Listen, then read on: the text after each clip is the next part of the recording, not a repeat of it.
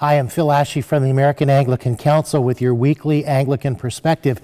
Today we want to give a little preface to Provincial Assembly, which is happening next week in Wheaton, Illinois, Wednesday, Thursday, and Friday.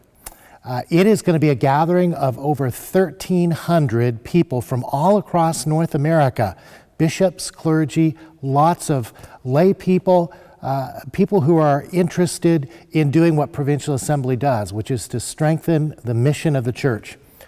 And every mission that we have comes back to that one mission, great mission that Jesus gave us in Matthew 28, verse 16, when he said, "All authority has been given to me, therefore go ye into the world and make disciples of all nations." And ye stands for you and me. We are all missionaries together to reach North America with the love of Jesus.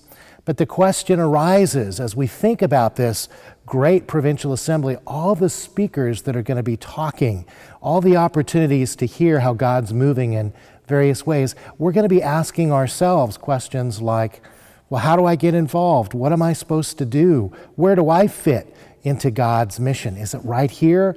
Is it overseas? Is it in the city, downtown? And what am I supposed to do? What gifts? What kind of training do I need? Well, in Matthew 9, verses 35 through chapter 10, verse 1, Jesus says 4 very important things about how we discover God's mission for our lives. And the first thing he says is get involved in kingdom ministry and share whatever you know already.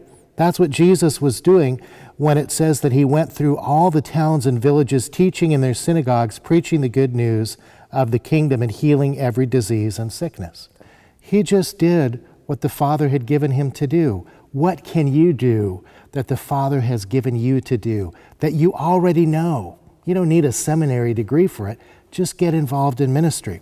Second thing, it says that when Jesus saw the crowds, he had compassion on them. And that second step in discovering mission is to stop and look at the people around you. Immerse yourself in the lives of your friends, your neighbors, your family, your co-workers. Listen to their stories with open ears and open heart. Find out where they are longing. What are their dreams? Where are they broken? Where do they need Jesus in their lives? And it says that because Jesus saw the crowds, and when he did, he had compassion on them because they were harassed and helpless, like sheep without a shepherd. People who were beat up and ripped off by people and authorities over them. Well, the thing was, Jesus looked at people and he got burdened specifically for them. And isn't that where mission begins? When we have a specific need that we feel passionately about. Maybe it makes us cry, maybe it makes us angry, maybe it gives us the same level of love that Jesus felt in this moment. And that's where the mission starts, with a burden. And then Jesus did something.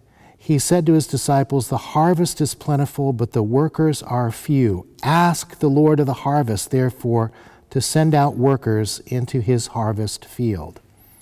And after that, after he prayed, which is the fourth thing we do, and got the divine diagnosis for what the problem is from God's perspective, big harvest, few workers, what did he do?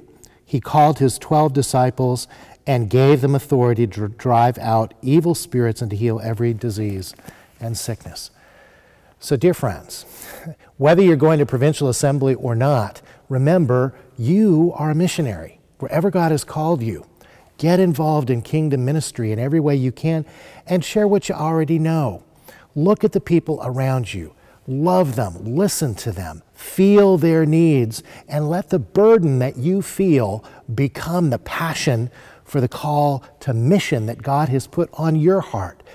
And pray. Ask God, where do you want me to go? What do you want me to do? You can be sure if you do those things, God will send you out and there will be great fruit and a great harvest.